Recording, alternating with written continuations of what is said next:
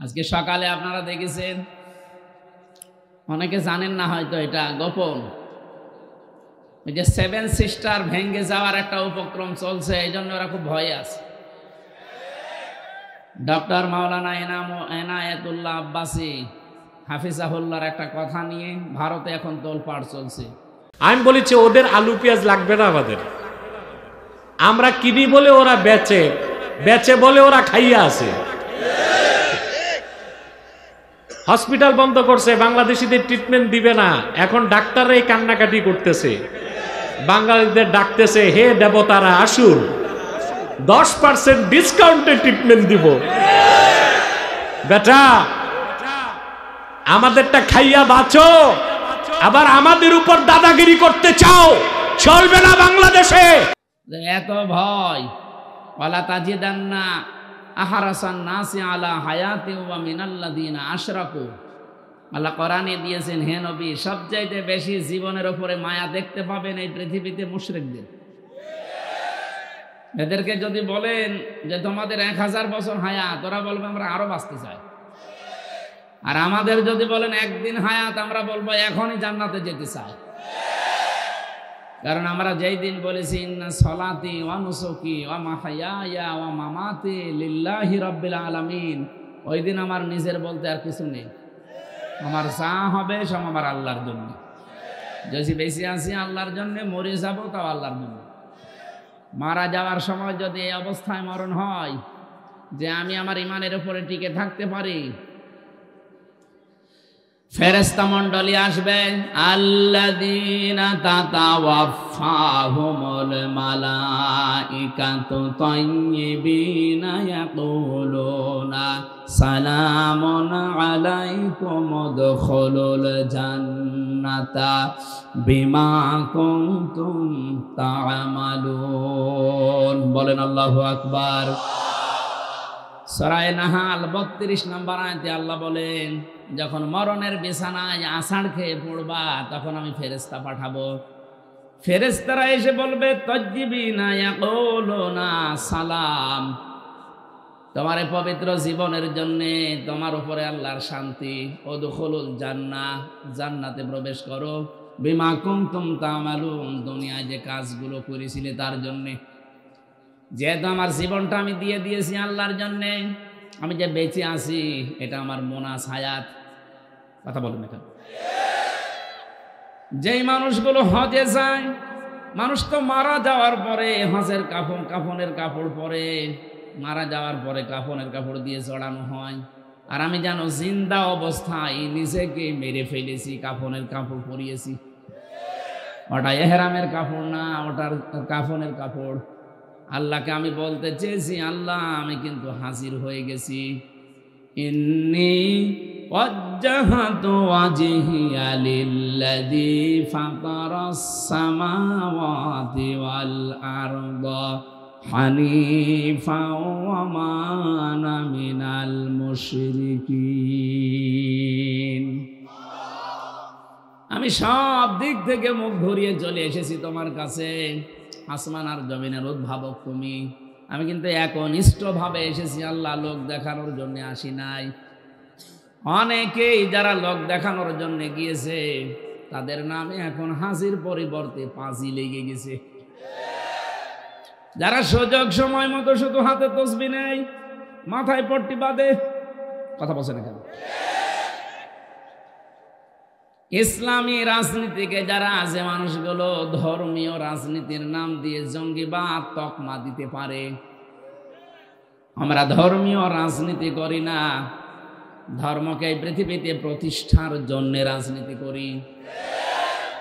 অনেকেই তো ধর্মের দোহাই দিয়ে রাজনীতির নাম নিয়ে নিজের আখের বসিয়েছেন। সত্যি কথা বলছি, যারা ভোটের আগে তসবিহ মাথায় দেয়, তসবিহ হাতে নেয়, মাথায় পট্টি দেয়, এই মানুষগুলো মুনাফিক, এরা ধোঁকাবাজ। ধোঁকা দেয় আর পরে যে লাল বোতল খায়, কথা বলছেন এখন। পর্দার মতো ফরজ বিধান লঙ্ঘন করে, ওই যে এসেছিল একজন ফ্রান্স থেকে, কি নাম জানো, ট্রুডো, জাস্টিন ট্রুডো এসেছিল না? আমি তো জেলে ছিলাম ওই সময়, পত্রিকায় দেখেছিলাম। কোন দেশের? কানাডা। ওর মুখের সাথে মুখ লাগিয়ে মনে হচ্ছে কি একটা মহাব্বত, বাকিটা নাই। বললাম একটা মুরব্বী মানুষ, একটা হাসি মানুষ, আপনি চুমা খেলেন? নাউজুবিল্লাহ মিন যালিক। নিজের আপন স্বামীকে কোনোদিন চুমা দিয়েছে কি আমরা জানি না, কোন জায়গা থেকে কে আসে। আর এখন একটা আল্লাহর ওলি স্বামী পেয়েছে। মানুষ তো বিয়ে করলে একটা বউ পায়, ওর তো কি ভাগ্য, সাথে শালি ফিরবি।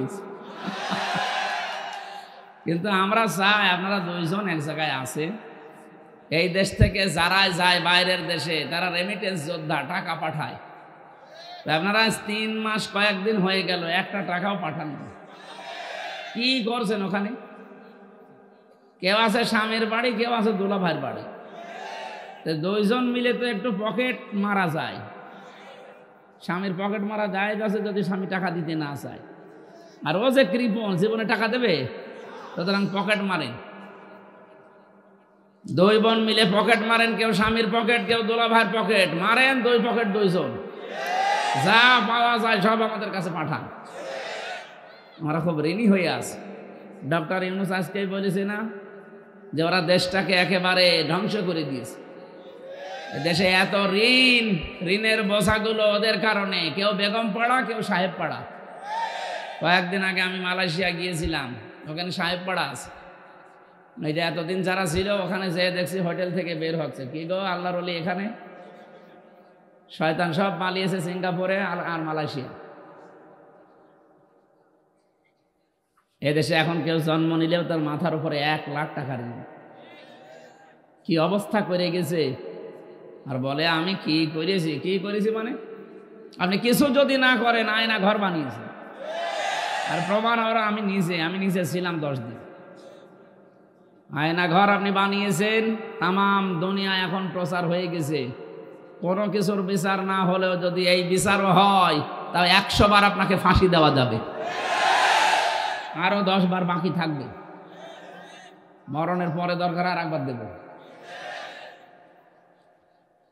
এই জন্য যে মানুষগুলো ভুল ধরে, যে মানুষগুলো এই যে মানুষকে ধোঁকা দিয়ে বোকা বানিয়ে দুনিয়ায় টিকে থাকার চেষ্টা করে, এরা আর যাই হোক নবীর উম্মত এরা না। মান গাসা ফালাইসা মিন্না। যারা মানুষকে ধোঁকা দেয় এরা নবীর উম্মত বলেন না কেন? শুধু মানুষকে না, কেউ যদি পশু পাখি কেউ ধোঁকা দেয় তাও সে নবীর উম্মত থেকে বাইর হয়ে যায়। আমরা কি পশু পাখি ছিলাম? ধোঁকা দিয়ে বোকা বানিয়ে নির্বাচনের মাধ্যমে প্রহসন করে 15.5 বছর। আর আপনি এখন বলেন যে আমি নির্বাচিত ছিলাম, আমাকে উৎখাত করা হয়েছে। ডাহা মিথ্যা কথা। 15.5 বছরে দেশে নির্বাচন হয়েছে, এই মিথ্যা কথা একটা হাসি মানুষ বলেন কি করি? আপনার জন্যই তো এখন আমাদের বদনাম হয়, যে মানুষ বলে যে এও পাঁচি। ও মনে করে যে হাসি মানেই মিথ্যা কথা বলে। না, হাসি কি মিথ্যা কথা বলতে পারে? সে আল্লাহর কাছে সব সফি দিয়ে এসেছে। আসার সময় বলেছে ওমান আমিনাল মুশরিকিন, আমি কিন্তু মুশরিক না। অথচ শিরিকের কারখানা তৈরি করার জন্য দেশটাকে দাদা বাবুদের কথা মতো উঠে পড়ে লেগেছিলেন। নিজের বাবাকে দিয়ে শিরিক করিয়েছেন। এই কথা বলছে না কেন? যত টাকার মূর্তি বানিয়ে শিরিক করিয়েছেন, এই টাকাগুলো যদি গরিব মানুষকে দিতেন, আপনার বাবা অন্তত কিছু না কিছু পেত। আর এখন মানুষ পিটিয়ে পিটিয়ে ভাঙে, কেউ প্রসাব করে। কুষ্টিয়া 5 রাস্তার মোড়ে যেটা বানিয়েছিল, এত শক্ত শয়তান, এ ভেঙে ভাঙা যায়? শেষ পর্যন্ত ভেকুনি এসে ভেঙেছে। কত টাকা খরচ করে করে এই সমস্ত শয়তান বানিয়ে রেখেছে, আর কাজ পায়নি। মনে হচ্ছে দেশের জন্য উনি একাই সব করেছে। উনি তো ছিল বন্দি অবস্থায়। কে বলেছে উনি যুদ্ধ করেছে? আন্দাজে জাতির পিতা লাগিয়ে এই দেশটাকে একটা কলঙ্কিত করলেন। আমার মনে হয় জাতির পিতা দেওয়া যদি যায়, যে টাঙ্গাইলের মাওলানা ভাসানীকে দেওয়া যায়, তার অবদান আছে। আমি শুধু বলার জন্য বলছি আর শোনার জন্য বলছি না, বাস্তবতা এইটাই। ওরা 2 বোন বসে বসে ওখানে বেতন নিয়েছে পাকিস্তানের, আর বাবা বন্দী হয়ে পড়েছে। এই দেশের মানুষ যারা মারা গেল তাদের নামে কিছু নেই। ক্ষমতা পেয়ে ভুয়া মুক্তিযুদ্ধ বানিয়েছে লাখে লাখে। মুক্তিযোদ্ধা এখন হবে তারা, যেই মানুষগুলো 2024 সালের 5 আগস্টে জীবন দিয়ে গেল। এরাই হচ্ছে এখন দেশের আসল মুক্তিযোদ্ধা। এদের সম্মান সারা জীবন থাকবে দেশে। কথা বলেন ঠিক কিনা? এই জন্য আমরা আহ্বান জানাবো, যারা ধোঁকা দেন মানুষকে, তারা নবীর উম্মতের বাইরে চলে গেছেন। বলেন তো, যারা নবীর উম্মত থাকে না তাদের কি জানাজার দরকার আছে? মরে গেলে কাফন দাফন কবরে দেওয়া, কি করবেন? পুড়িয়ে ফেলবেন। আজকে এক ওসিকে যেন ঘোষণা দিয়েছে, বাংলাদেশের কোন থানা আমি ভালো জানি না, বলেছে জালেম যদি দেখতে পান হয় পিটাবেন নয় ধরিয়ে দেবেন। এইটাই আমরা চাচ্ছি, আগামীতে কেউ যেন জুলুম করার আর সাহস না পায়। আল্লাহ পাক বলেন ফাতিল কাবয়ুতুহুম খাবিয়াতাম বিমা যালামু ইন্না ফি যালিকা লাআয়াতাল লিকাওমিন ইয়ালামুন।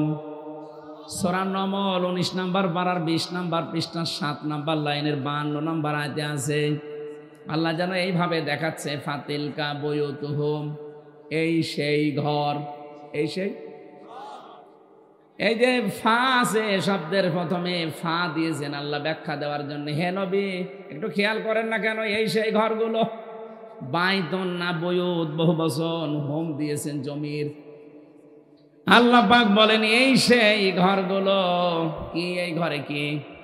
খাবিয়াতান, জনশূন্য করে দিয়েছে, ওজার গৃহ বানিয়ে দিয়েছে, পরিত্যক্ত অবস্থায় আল্লাহ তৈরি করে দিয়েছে বিমা যালামু, এদের জুলুমের কারণে।